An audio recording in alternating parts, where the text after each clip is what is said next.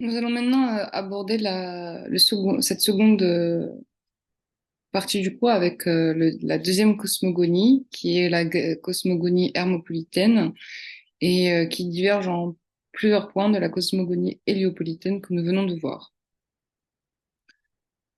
Donc la ville d'Hermopolis, aujourd'hui nommée Akhmounein, se situe à environ 300 km au sud du Caire et était la capitale du 15e nome de la Haute-Égypte. Le nome qu'on appelle le nome de Djibouti, le nome de Libye.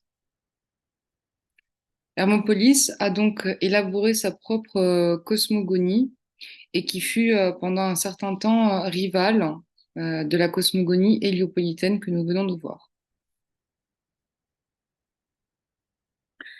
Le système de cette nouvelle cosmogonie fonctionne de façon inverse à celle de la cosmogonie héliopolitaine. C'est-à-dire que le Soleil n'est pas le premier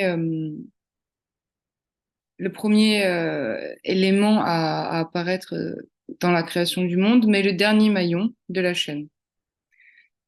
Le point de départ reste en revanche le même, c'est-à-dire un chaos liquide, incréé, donc l'océan primordial, à l'intérieur duquel se trouvent quatre couples, pardon, un mâle et une femelle à chaque fois, deux grenouilles et deux serpents qui s'accouplent. Donc ici, j'ai choisi de vous présenter l'Ogdoade hermopolitaine avec ces quatre couples de grenouilles et de serpents qui qui sont représentés sur le naos du pharaon Amasis de la 25e dynastie. Donc ici, entouré en vert, vous voyez une grenouille, enfin une figure divine anthropomorphe à tête de grenouille. Et là, par exemple, vous voyez une figure anthropomorphe à tête de serpent. Donc ces quatre couples forment ensemble une entité divine qu'on appelle l'Ogdoad, ce qui signifie les huit dieux. Ces couples sont chacun composés d'un élément et de sa parèdre, c'est-à-dire que nous retrouvons donc le couple grenouille et serpent Noun et Nounet, puis le couple à nouveau grenouille et serpent Ehou et Ehet, le couple Kekou et Keket, et le couple Amon et Amonet. Alors, Noun et Nounet renvoient à ce qui est un abîme liquide, une sorte d'océan primordial, de la même façon que là, nous l'avons retrouvé dans la cosmogonie héliopolitaine. Ehou et Ehet représentent le flot, c'est-à-dire l'eau qui cherche sa voie, qui sera plus tard modifié et réinterprété comme l'infini, parce qu'en égyptien, le terme Ehou, que vous voyez ici d'ailleurs écrit, signifie l'infini. Kekou et Keket, qu'on retrouve inscrits ici avec ces espèces de deux corbeilles, représentent les ténèbres. Et donc, vous voyez d'ailleurs sur la paroi du Naos, le nom de chaque entité est situé au-dessus de chaque figure. Donc, on voit bien qu'il s'agit d'un couple de grenouilles, enfin un couple composé d'une grenouille et d'un serpent. Donc voilà, Keku et Keket signifient les ténèbres, l'obscurité. Et enfin, Amon et Amonet signifient le Dieu caché, l'invisibilité. Par la suite, à travers le temps et notamment au Nouvel Empire, lorsque le dernier élément de l'Ogdoad, donc Amon et Amonet, deviendra le dieu dynastique à partir de la 18e dynastie au Nouvel Empire, le clergé thébain se chargera de reconstituer à cette cosmogonie un schéma familial un peu plus humain, assurant de la même façon que la cosmogonie héliopolitaine la transmission entre la création du monde et le règne des êtres humains.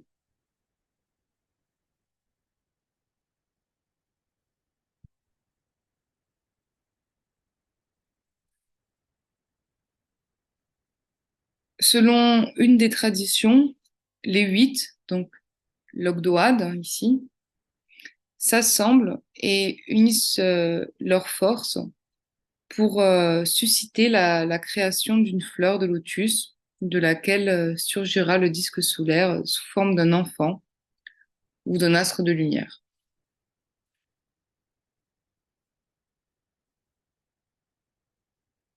Les systèmes héliopolitains et hermopolitains, ainsi que les grands mythes populaires comme celui de la légende d'Osiris, présentent des éléments qui sont tirés du substrat profond de la civilisation, dont certains ont des résonances avec les civilisations africaines.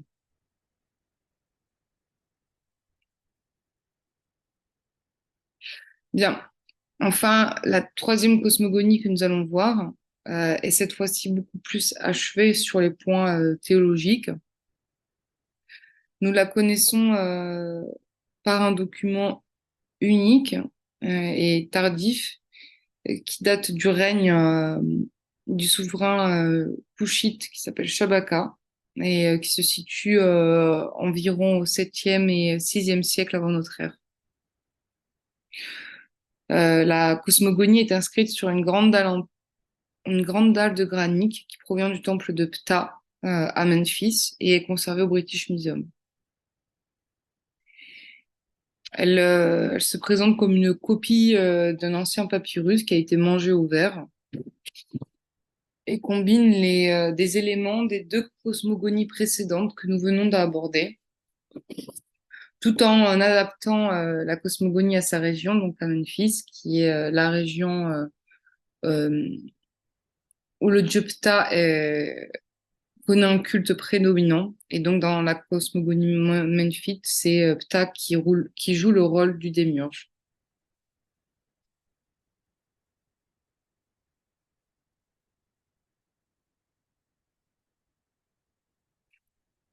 Donc les artistes qui ont réalisé cette cosmogonie datent du règne de Shabaka, donc de la 25e dynastie, donc environ 700 ans avant notre ère. Mais il s'agit en réalité d'une copie puisque le document original, donc le document de la théologie memphite, remonte en réalité à la 5e dynastie et, euh, et donc plus précisément, enfin plus largement, elle remonte à l'Ancien Empire. Il est fréquent que lors des périodes tardives, donc notamment par exemple à partir du Nouvel Empire et puis les périodes tardives qui suivent, comme la 25e dynastie, les, euh, les pharaons retournent euh, aux traditions du passé et exercent des copies de ces textes qui sont bien plus anciens.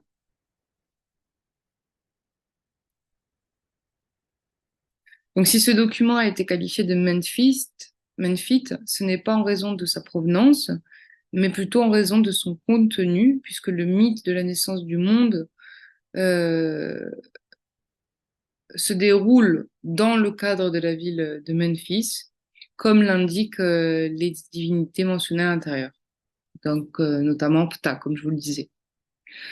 Donc Ptah est considéré comme le démiurge qui a existé avant toute chose et qui, par sa volonté, a pensé le monde, les dieux, les régions, les villes, la nature, la faune et la flore, les lieux de culte assignés à chaque divinité.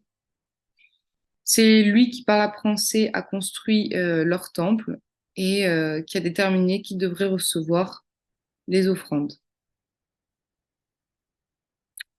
Donc, contrairement aux autres cosmogonies, donc héliopolitaine et hermopolitaine, dans lesquelles la création a lieu par une activité physique, dans le cas de la cosmogonie memphite, la création a lieu par la pensée.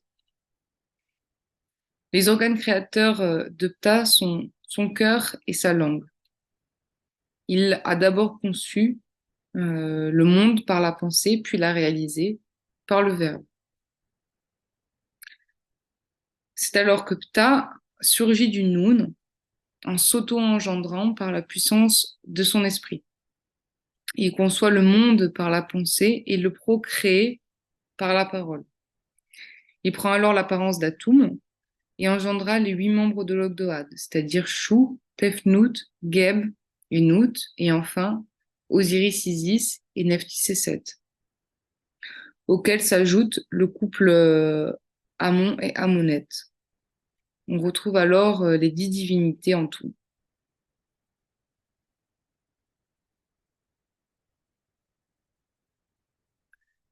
Voici ce que nous livre une inscription relative à la cosmogonie menfite. Ptah l'Ancien, cœur et langue de la compagnie divine, le très ancien, celui qui est venu à l'existence en tant que cœur, celui qui est venu à l'existence en tant que langue sous l'apparence d'Atoum. Il se trouve que cœur et langue ont pouvoir sur tous les membres de par l'enseignement qu'il existe en tout corps et en toute bouche de tous les dieux, de tous les hommes, de tout animal, de tout être rampant et de tout vivant, par la pensée et par les paroles, ordonnant toute chose qu'il désire. Sa compagnie divine est devant lui. Ce sont les dents, entre parenthèses, c'est la semence d'Atoum, ce sont les lèvres, car si la compagnie divine d'Atoum est venue à l'existence par sa semence et ses doigts, la compagnie divine, c'est aussi les dents et les lèvres de cette bouche qui déterminent toute chose et dont sont sortis de Chou et de Tefnout et qui a donné naissance à l'Énéade.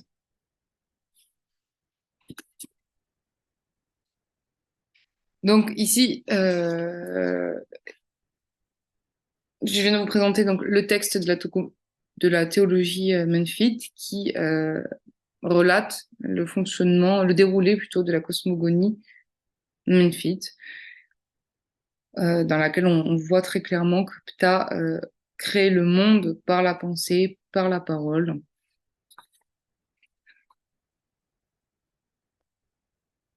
Et il est clair que ce texte date de l'Ancien Empire, période où Memphis joua le premier rôle national et, euh, et dans laquelle et c'est également à cette période que la doctrine héliopolitaine l'a définitivement emporté.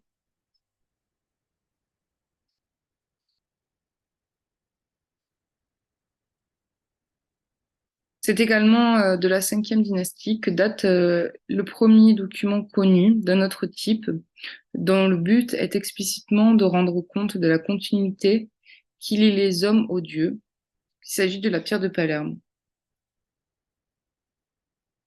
En effet, la pierre de Palerme est une stèle qui enregistre les annales des règnes des souverains qui se sont succédés sur le trône depuis le règne divin d'Horus. Elle englobe donc la liste des souverains de la dynastie 0 à la 5e dynastie, puisque la pierre de Palerme semble dater de la 5e dynastie. Mais il y a une certaine controverse par rapport à la datation. Certains chercheurs la datent de la 6e dynastie, d'autres de la 5e ou de la fin de la 5e dynastie. On retrouve donc sur ces annales la liste des noms de tous les souverains ayant régné jusqu'aux aux environs de la 5e dynastie. Cette pierre de Palerme semble dater du roi Néferikare Kakai.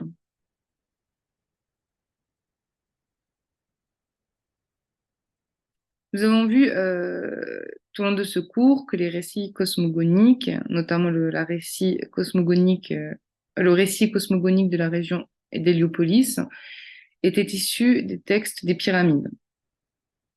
Alors, avez-vous une idée de ce que peut être les textes des pyramides et à quoi ils servent? Les textes des pyramides constituent le plus ancien recueil funéraire de l'humanité. Il s'agit d'un ensemble de textes funéraires qui datent de l'Ancien Empire. On parle de textes des pyramides car on les retrouve inscrits pour la première fois dans les complexes funéraires royaux de l'Ancien Empire. qui à cette période sont construits sous la forme de pyramides. Ces textes sont réservés à un usage uniquement royal. On les retrouve donc gravés sur les parois des espaces internes des pyramides royales, notamment à Saqqara.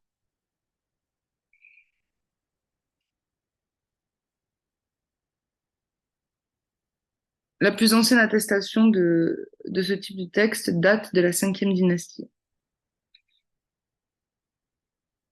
Ils évoquent les différentes étapes du parcours posthume que doit entreprendre le défunt dans l'au-delà et son accession au monde des dieux.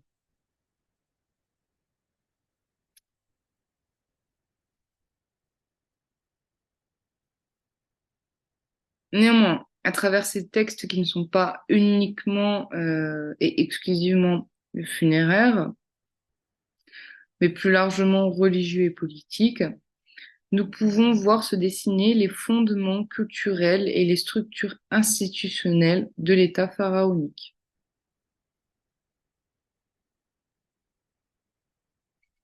On retrouve d'ailleurs des passages des textes des pyramides dans un autre ensemble de textes funéraires, dont les premiers exemples datent de la 6e dynastie.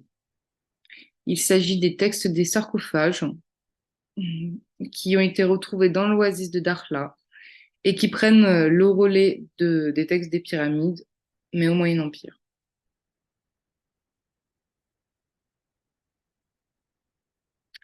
Donc, les textes des sarcophages sont attestés sur une vaste période de temps. On en recense, comme je vous le disais, dès la 6e dynastie, donc aux environs de moins de 1460 à moins de 1200 avant notre ère.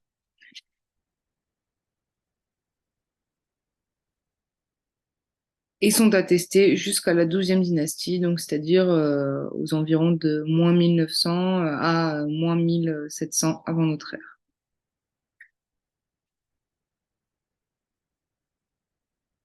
Les textes des sarcophages sont d'ailleurs composés de certains passages du livre des morts, qui sont des textes funéraires qui apparaissent au Nouvel Empire.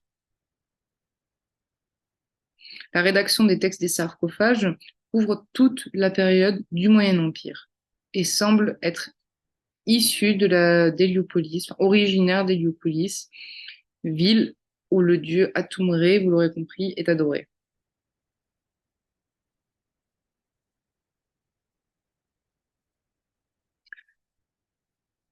Les formules du texte du sarcophage sont constituées d'un rituel qui vise à assurer au défunt son passage vers l'au-delà et son existence parmi les bienheureux. Elles décrivent son ascension vers le ciel, son installation parmi les étoiles, sa solarisation et son passage à l'état d'Osiris, donc de Dieu, tout en lui fournissant,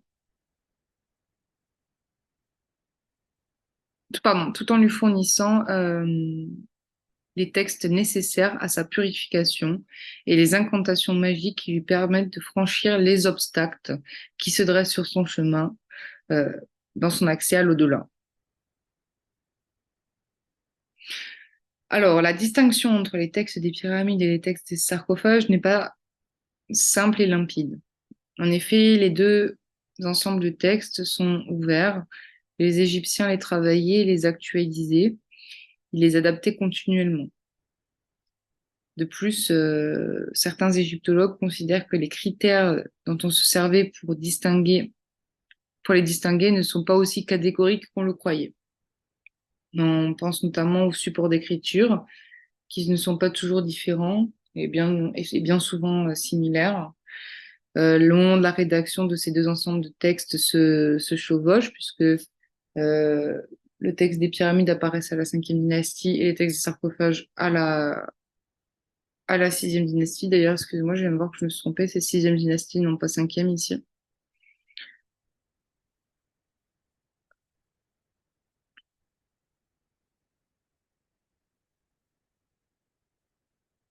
Néanmoins, la lecture de ces deux ensembles de textes fournit certains éléments qui permettent de mieux comprendre l'évolution de la sépulture royale à l'Ancien Empire. Et c'est d'ailleurs ce que nous étudierons en détail dans le cadre du prochain cours qui est consacré au monde des morts et à l'évolution des complexes funéraires de l'Ancien Empire au Nouvel Empire. Alors, je sais que ce cours était rempli de concepts un peu abstraits.